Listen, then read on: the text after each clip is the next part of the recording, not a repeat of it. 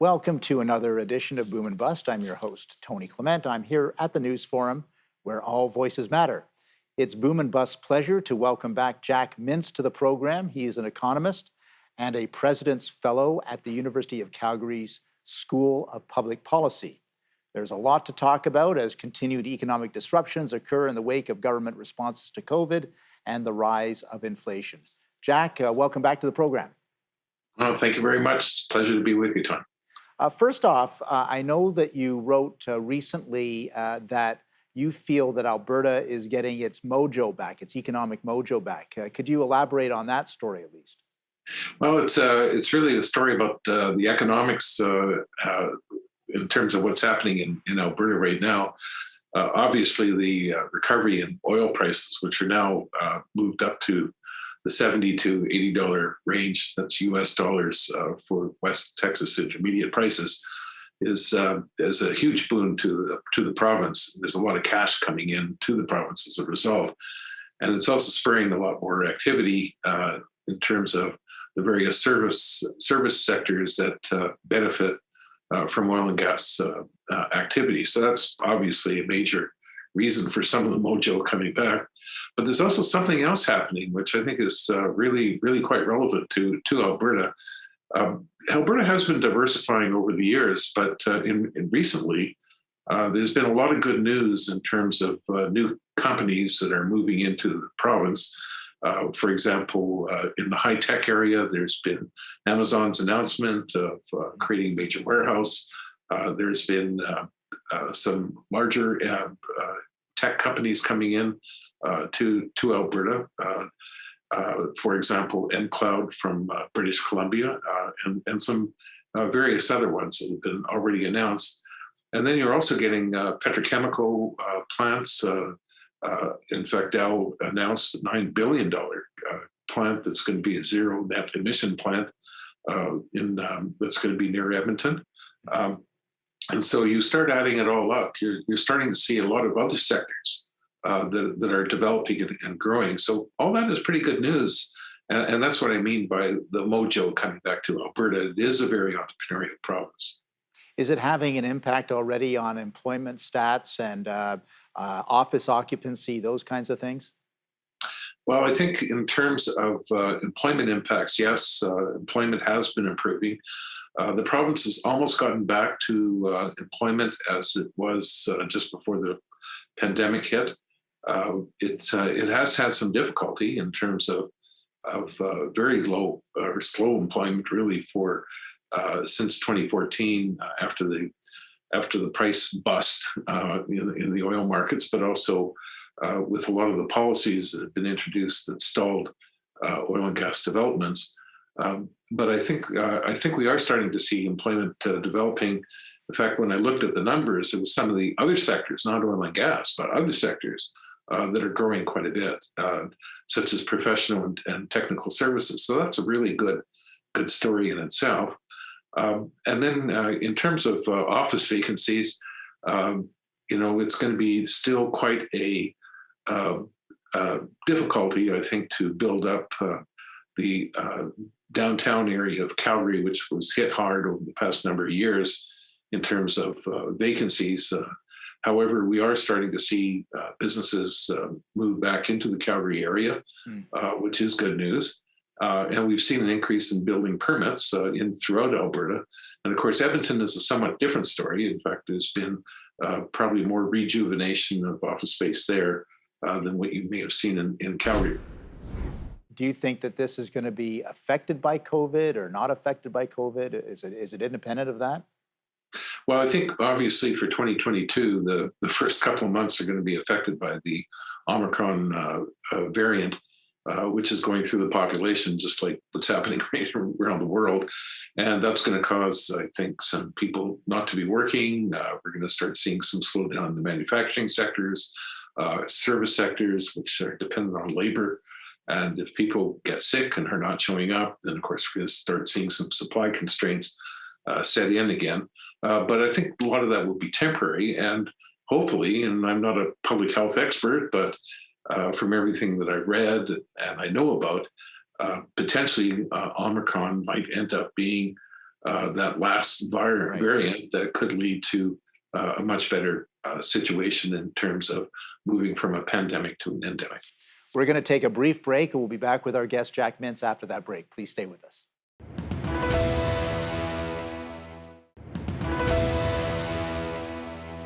And welcome back to Boom and Bust. I'm your host, Tony Clement, here with Jack Mintz. He's an economist and President's Fellow at the University of Calgary. Jack, just to tease out a little bit of your last answer on Omicron, obviously we're seeing the acceleration of lockdowns throughout the country, but you're, I guess, basing your predictions on some of the medical evidence that has come in that perhaps it'll be less of an issue in the long term than Delta variant was.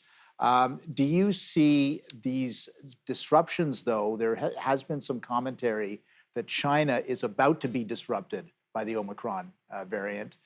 They're locking down Xi'an, which is a city of 13 million people.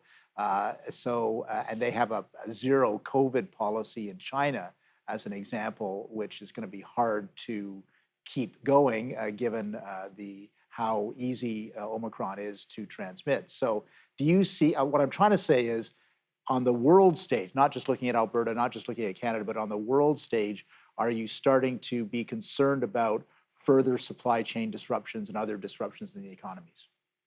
Well, I think I do expect there's going to be further disruption in terms of supply chains around the world. I mean, it's not going to be just China, but it's going to be some other places that are going to be hit by people that are going to be taken off the workforce because they're going to be sick for a temporary period and things like that.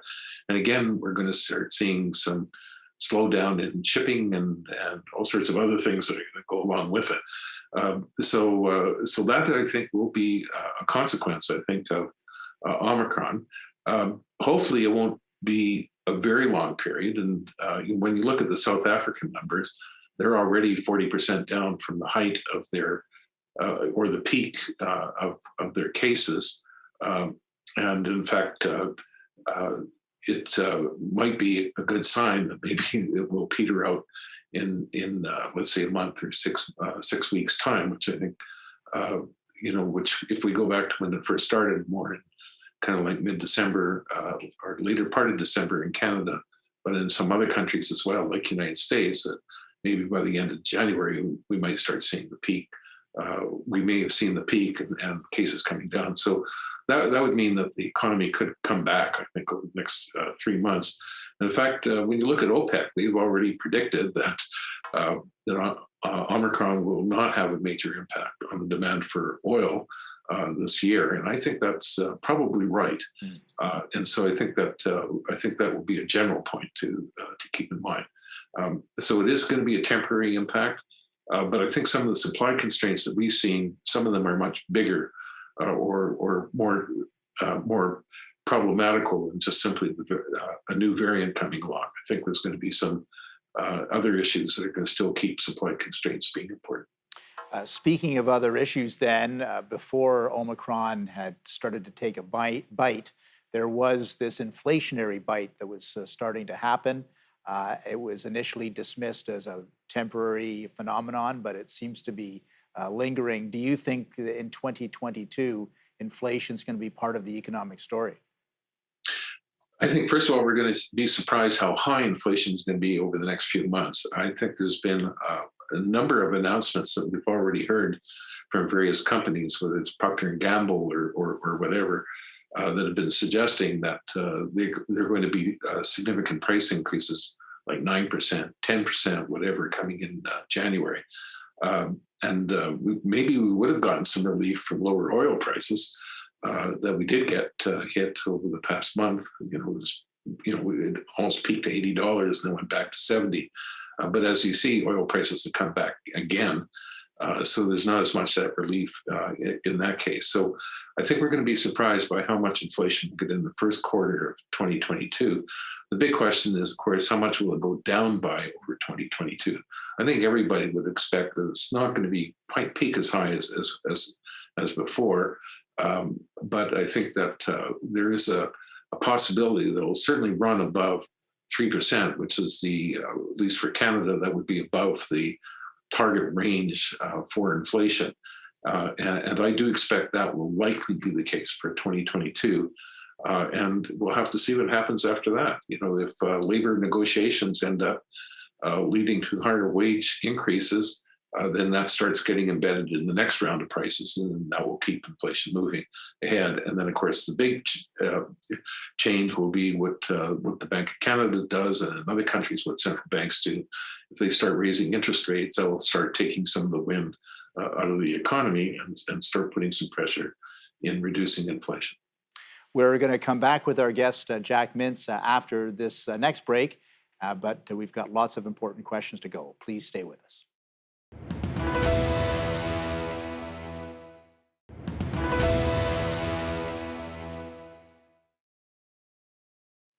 And we're back here at Boom and Bust with our special guest, Jack Mintz. He's a world-renowned economist as well as a President's Fellow at the University of Calgary's School of Public Policy. Jack, we were just talking about inflation. You're probably following, I know you are following the deficit, the government deficit situation, particularly with the Government of Canada, which of course any deficit can be inflationary as well, usually. We haven't had that situation recently, but things might be taking a turn. What's your assessment of the deficit situation in Ottawa these days? Well, I think we're going into a completely new world unless the government doesn't recognize that. We first of all, going back to 2020, Canada did have a very high deficit relative to what other countries did. And at least in terms of most countries, except for the United States, being really the odd one out. But when you do look at how much money was spent in 2020, it did lead to a rather unusual thing for a recession. Instead of households losing income, they actually had more income on average. Household income went up by almost 10% in 2020, and that's because the government transfers were so big relative to the losses in employment income. Now, there were some households, of course, that were badly hit, worse off. So that makes it. If the average went up by 10%, that means there were a lot of households that even went up by more. And so we've had a lot of savings that were available to be spent in 2021, and of course that fanned the inflation that we had in 2021. Now the federal deficit is still running remarkably high. It's not going to be as large as 2020. In fact, nothing could be as large as 2020, but it's still going to be running at close to $145 billion. Plus, when you add all the provincial deficits that are going to be in play, then you're looking at quite a bit of stimulus that's still coming into the economy. And so I think given that we have these supply shortages, which is a very different story than having demand, not sufficient demand. This is a shortage, a supply shortage problem that we're facing these days. Then aggressive deficits by governments are just going to fan inflation a bit more. And so I think in Ottawa, they really have to make up their mind to what extent they're going to fan inflation in the future with more government spending and still relatively high deficits, or whether they're going to finally start pull back the horns, which is a totally different situation for this government when they love giving out money rather than taking it away. Yeah, we certainly haven't seen an embracing of fewer spending programs and a lower deficit. So that'll be interesting to watch. The other aspect of this, and maybe you want to tie this to government programs or not, but we have seen at the latter part of 2021, the issue of labor shortages and how that factors into inflation and this is before Omicron, where you obviously had people checking in sick or checking in because they may have been exposed to COVID. I'm not talking about that situation, but general labor shortage. Is that going to be a factor in 2022 as well? Oh, I think so. I think the labor shortages are going to continue. There's been a really abrupt change to the whole workforce. So first of all, you have some people who lost jobs, like in the airline industry, restaurants, et cetera, that have decided that they're not going to come back to the workforce. They've either decided to retire because they got to an older age, or they've decided that maybe they would like to do other things instead. Then you have some people who have decided not to go back to the industry that they were in, and they've decided to go into other industries. And then you have some people who have long-term unemployment in the sense that they want to work, but they don't have the skills that are needed by other industries. And so they're in a situation of what you might call structural unemployment, which won't quickly disappear. So when you start adding this all up, more retirements, structural unemployment, and which is the latter thing, which is probably a good thing, and having more people picking jobs that they really want, then you have a lot of dislocation that's going on in the market right now. And so I was even surprised in talking to many industries in Alberta that oil and gas, even earlier on, many of the service companies were having trouble finding people. And this was after a really difficult time on employment in the industry. And that's because so many people have decided to go elsewhere.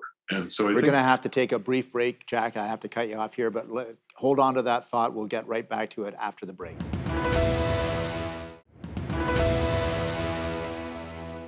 And welcome back to Boom and Bust. We're still speaking with Jack Mintz. He is an economist and President's Fellow at the University of Calgary. Jack, I had to cut you off there. I apologize, but please continue with your thoughts. Well, it's just, I don't think it's too much more to add, just simply to say that we've had a lot of dislocation. There's a lot of turmoil going on in the workforce in the sense of people moving from one job to another. It's going to take time to sort out. And also there's a number of people that are facing long-term unemployment because of needing retraining and new skills. So it's going to take a while for labor to sort itself out. And I think that's going to be a significant policy issue for governments, but it also will help contribute to more inflation. Indeed. How would you rank Canada's competitiveness through all this? Well, I think we've lost a number of areas of competitiveness. Part of it is in some areas like education, where we used to rank very highly on the OECD PISA tests. We've been falling in that area for most of the provinces. I think that's a negative that could have long-run implications in terms of our competitiveness. Our investment has been absolutely terrible. In fact, we've been doing some work recently, international work, looking at both public and private capital investment as a share of GDP, comparing Canada to other resource countries like Australia and Norway, et cetera. And we're doing much worse than the OECD, and we are doing worse than even resource countries like Norway in terms of how much investment is taking place.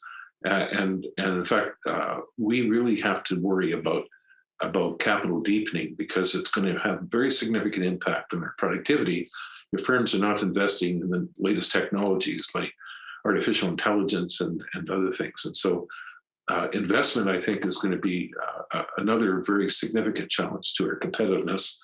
And then, of course, our regulatory system, particularly our ability to build things in this country, is a serious blockage to moving ahead. And I think we're going to have to fix that problem. And much of that is a governance problem in terms of how to get political acceptability for various infrastructure projects, whether it's building a condo in downtown Toronto or putting in a windmill somewhere in the rural area.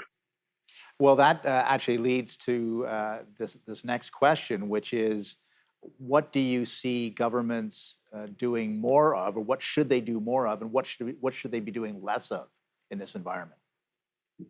Well, I think government should be doing less of a lot of things. We have to ask the question, government spending now is 48% of GDP in Canada. Yeah. That's all levels of government. And that's about 8 points higher than it's been for the past 20, 30 years. So I think we have to ask the question, do we need such large government in Canada? And probably there should be quite a bit of programs that are reviewed and eliminated, including many regulations that were put in years ago or have been put in without proper thought. And I think that should be done. And then there's the whole climate change issue. I mean, we're going full steam ahead with all sorts of policies, but we don't even evaluate properly the cost of those policies or whether we're taking the least cost path forward. And I don't think we are. In fact, at some point, we're going to see that there's going to be a heavy cost associated with climate change policies that are going to erode our productivity because we're not doing a careful job in bringing in, I think, sensible ones to make sure that they are not going to have huge economic costs at the same time. We've got about 20 seconds left. Are you optimistic in 2022 or pessimistic? I'm actually optimistic because I think the world's going to do well. Canada is a resource-based economy. We got mining, we have oil and gas, we have agriculture, other sectors. I think those are going to be quite strong this coming year. I can see manufacturing is going to probably do better, hopefully, in the next while. And so I think there's a lot of good news I think are going to come this year. Jack Mintz, thank you for being part of this program again. Thank you. Another interesting perspective from Jack Mintz. He always has his finger on the pulse of things when it comes to inflation, when it comes to government spending and competitiveness. Lots of things to look for in 2022. He ends with optimism, so hopefully you take that with you as well. Thanks for watching.